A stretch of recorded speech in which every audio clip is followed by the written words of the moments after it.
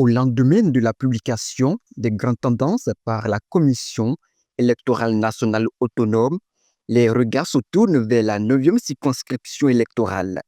Deux formations politiques y sont représentées, le Bloc républicain et l'Union progressiste Le Renouveau.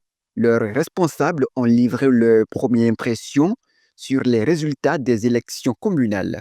Du côté du Bloc républicain, les responsables saluent une performance qu'ils jugent globalement encourageante. Ils évoquent la consolidation des acquis, la capacité du parti à faire face aux enjeux du scrutin et son enracinement dans plusieurs communes. Une reconnaissance lucide des limites accompagne ce bilan. Je tiens à féliciter d'abord tous les militants du parti BR au niveau national et au niveau de la 9e circonscription électorale. Et je le dis parce que j'ai constaté que l'enracinement du parti s'est fait de façon fulgurante et c'est ce qui nous a permis d'avoir ces résultats remarquables au plan national. Dans la 9e, par exemple, sur plus de 45 000 voix ou environ 45 000 voix, la commune de Savalou seule a pu permettre au Bloc républicain de dénombrer plus de 17 000 voix et c'est déjà la preuve de la volonté de puissance des électeurs et la maturité également, la maturité politique des militants sur qui nous pouvons désormais compter pour les élections à venir. Au regard des résultats issus des élections législatives et communales, on ne pourrait pas parler de performance dans un seul sens. On pourrait parler de performance dans un premier sens et parler de contre-performance dans un second sens. En matière d'appréciation, donc, nous sortons de ces élections avec un double sentiment, un sentiment mixte, partagé entre satisfaction et auto-flagellation, entre satisfaction et insatisfaction, entre peine et joie, et c'est un sentiment mixte qui nous anime et partagé. Pour l'Union progressiste Le Renouveau, ces élections sont perçues comme un moment de réflexion stratégique.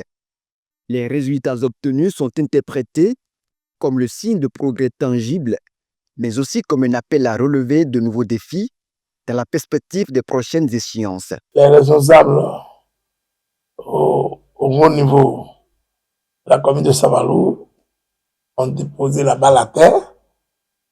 Nous avons discuté autour.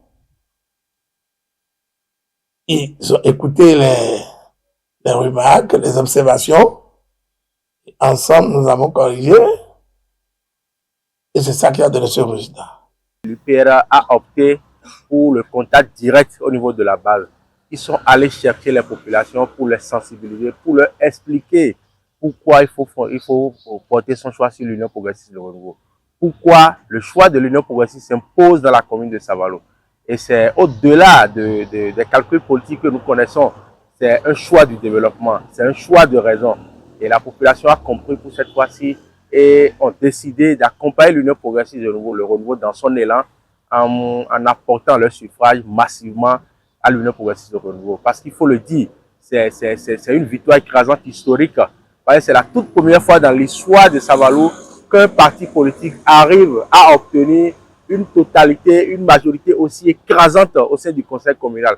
Parce qu'il faut le rappeler, l'Union progressiste de Renouveau a eu fait conseiller sur les 25 dans la commune de Savalou. Au-delà des divergences partisanes, les deux camps s'accordent sur plusieurs enseignements majeurs. La force du vote de proximité, l'impact des réalités locales sur les choix des électeurs et l'impératif pour les partis de maintenir un lien constant avec les populations bien au-delà des périodes électorales. Enseignement qu'on peut avoir de ces élections communales, c'est que tout simplement, moi, je l'ai toujours dit, et quand il s'agit des élections de proximité, ce n'est pas le jour où vous vous retrouvez sur la liste qu'il faut commencer par faire la campagne.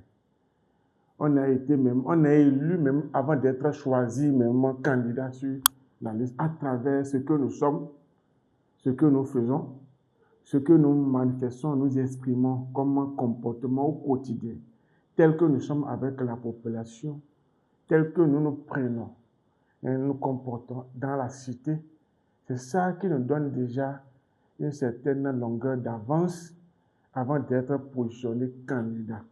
Quand il s'agit des élections de proximité, nous faisons au quotidien avec la population. Et la population, aussi silencieuse qu'elle soit, elle nous observe. Donc, c'est surtout ça. La leçon est que quoi? Que nous mettions plus au service de la population. En matière d'enseignement qu'on a tiré, on peut dire que désormais au sein du bloc républicain, on s'écoute beaucoup plus, on s'écoute mieux, on s'écoute en matière de dialogue, on s'écoute au niveau des militants, au niveau des responsables politiques et au niveau donc des élus. Parce que si on s'écoutait mieux, si on s'écoutait davantage, je pense qu'on n'aurait pas cette bête de forme au niveau des élections communales qui est contraire aux résultats que nous avons eus au législatif. C'est vrai que l'objectif des 4 sièges sur 4 n'est pas atteint, mais on a 3 sièges sur 4, ce qui prouve qu'avec un peu de travail, on pourrait donc avoir ces 4. En comparant les scrutins de 2020 et de 2026, les acteurs politiques soulignent une transformation significative du paysage électoral, des évolutions marquantes, des contrastes nets et une nouvelle dynamique citoyenne sont relevés. Pour 2020, les enjeux n'étaient pas les mêmes s'il faut faire la comparaison entre 2020 et 2026. 2026, il y avait les SCBE qui étaient éligibles. Et il faut aussi reconnaître qu'en 2020, quand les SCBE étaient éligibles, il n'y avait pas aussi les exigences du code électoral. D'accord? Tout cela.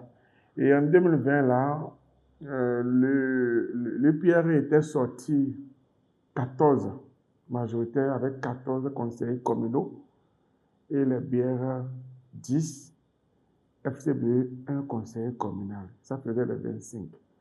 Pour cette fois-ci, les deux partis, les gros cylindrés, étaient BR et UPR.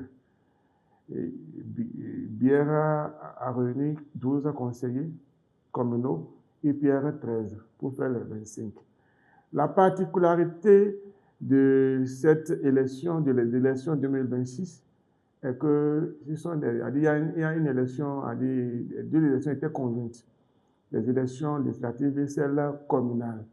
Et c'était une particularité par rapport à celle de 2020.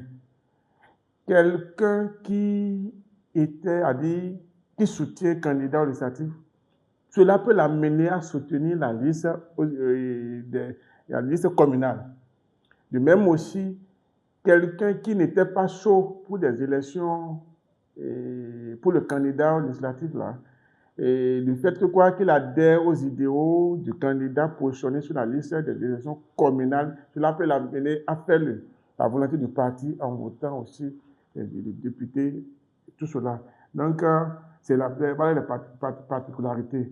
En 2020, si je ne me trompe pas, le BR ne dirigeait que 25 communes.